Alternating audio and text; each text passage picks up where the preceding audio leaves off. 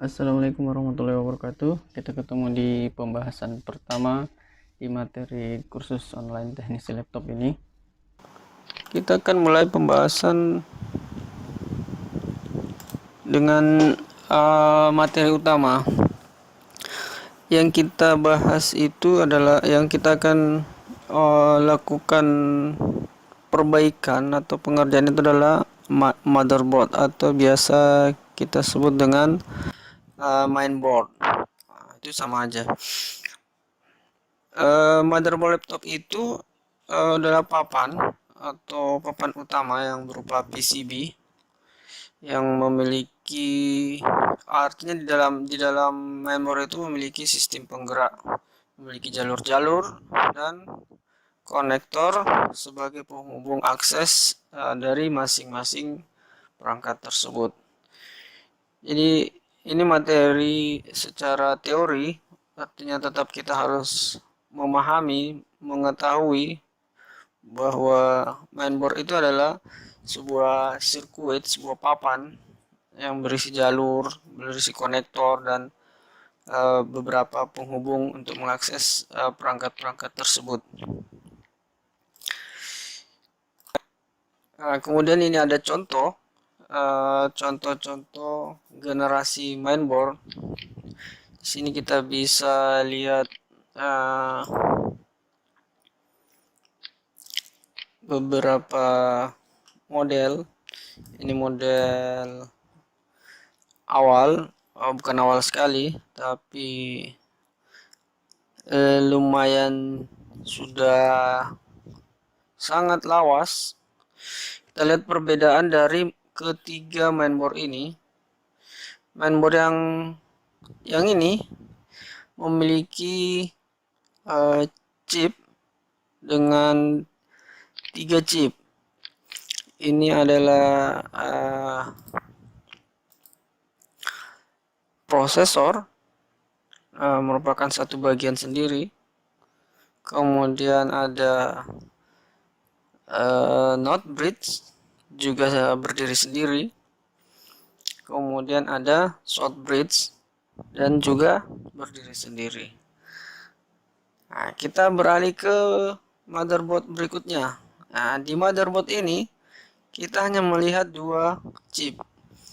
Kita perhatikan yang ini ada chipset, yang isinya adalah penggabungan dari short bridge dan node bridge. Kemudian ada prosesor masih berdiri sendiri.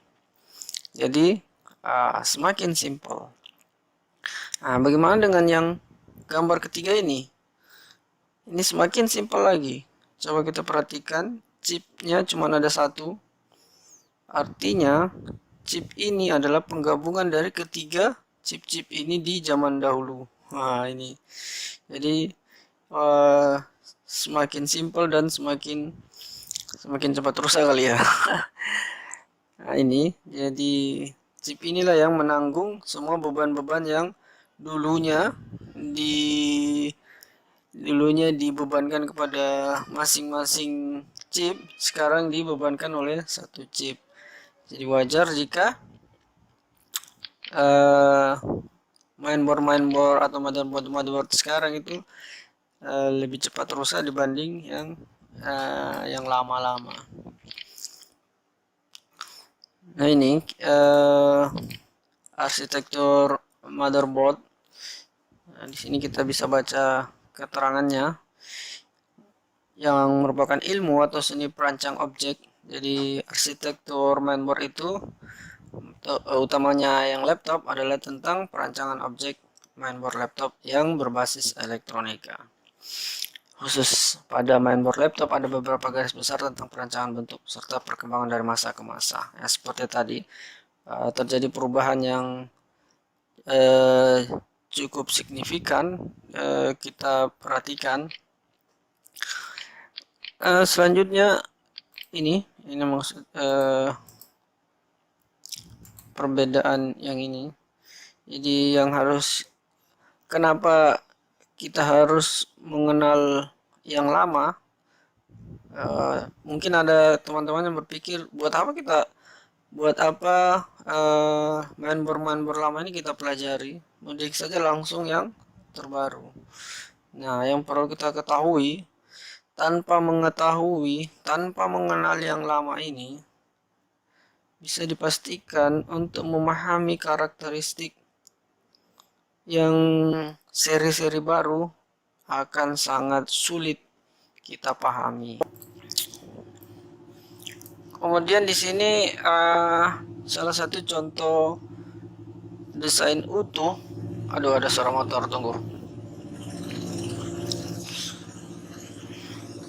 Dalam bentuk skema ini adanya di skema. Kemudian kita digambarkan seperti ini. Digambar adalah CPU-nya atau prosesornya. Kemudian ini adalah source bridge-nya, dan ini adalah node bridge-nya. Nah, ini dalam bentuk skema. Bentuk nyatanya ya seperti tadi. Oke, kita lanjut. Kemudian di sini dari keterangan umum ini yang ada di skematik ini kita bisa melihat secara utuh bahwa ini adalah prosesor, kemudian ini adalah laptop ini atau motherboard ini menggunakan DDR3. Ini ada 2 biji, berarti ada 2 slot DDR3 di motherboard itu.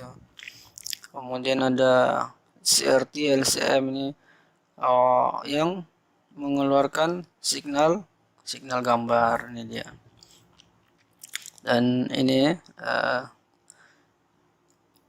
chipnya yang mengelola ini hard disk, ada ODD, ini ada DVD, dan ini USB ini dikelola oleh ICH ini. Aduh, ini motor mondar-mandir. Kemudian ini Realtek suara, minicard. Nah, inilah gambaran umum. Nah, nanti gambaran secara satu-satu kita akan pelajari juga. Nah, ini skema untuk yang seri kedua atau gambar yang kedua yang di tengah tadi. Memiliki satu prosesor dan satu chipset atau PCH.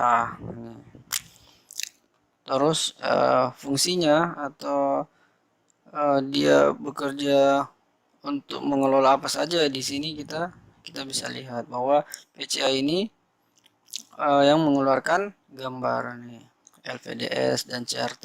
Ini LVDS ini yang ke LCD internal, dan ini CRT untuk yang eksternal. Nah, ini HDMI yang tambahan soket yang biasa kita gunakan untuk ke LCD TV. Kita perhatikan ini gambaran umumnya. Nah, ini ada ALC audio, kemudian ini ada CO atau biasa orang sebut KBC atau IO, itu sama aja, itu adalah EC. Nah, itu. Kemudian ini, nah, dari yang tadi memiliki chip dengan 3 peran berbeda, kemudian dia di zaman sekarang, nah, ini cuma ada satu chip memerankan atau bekerja untuk semua, catatannya ini bekerja untuk semua proyek kali ya. Jadi satu chip ini dia yang menampilkan di layar, dia yang memorinya mengarah ke dia, kemudian hard disk dia juga, pokoknya dia semuanya bermuara ke satu chipset ini.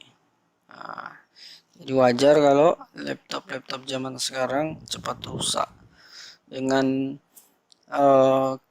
kerja yang semakin berat, kemudian tidak difasilitasi dengan fan atau heatsink yang memadai. Nah, ini skema itu apa? Skema itu peta atau rancangan mainboard yang menggambarkan jalur serta komponen-komponen yang ada pada mainboard tersebut, sehingga bisa dijadikan acuan atau referensi untuk kita mempelajari atau merevisi atau mengetahui titik-titik di mana pengukuran titik-titik tegangan itu melalui skema. Nah, ini. Oke, untuk pertemuan awal ini itu saja yang saya ingin sampaikan. Semoga bisa dipahami, bisa dimengerti, dan sampai jumpa di materi berikutnya. Terima kasih.